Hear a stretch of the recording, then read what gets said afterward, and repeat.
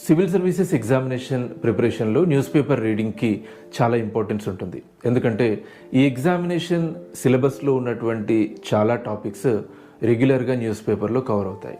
So దీనివల్ల స్టూడెంట్కి రోజు న్యూస్ పేపర్ చదవడం వల్ల ఈ ఎగ్జామినేషన్కి అవసరమైనటువంటి నాలెడ్జ్ అందుతుంది. First thing. రెండో అంశం ఏంటి అంటే యూపీఎస్సీ సివిల్ సర్వీసెస్ ఎగ్జామినేషన్లో క్వశ్చన్స్ ఫ్రేమ్ చేసేటప్పుడు కాంటెంపరీ ఇష్యూస్ని దృష్టిలో పెట్టుకొని చాలా సందర్భాల్లో క్వశ్చన్స్ అడుగుతూ ఉంటారు.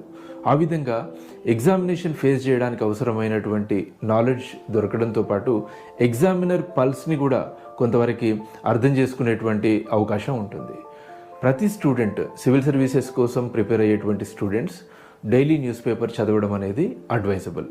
సింపుల్ కదా, న్యూస్ పేపర్ చదవడం అనేది ఒక హాబీగా కూడా ఏర్పాటు చేసుకోవచ్చు. Hardly it would take 1 hour to 1.5 hours ఇనిషియల్గా.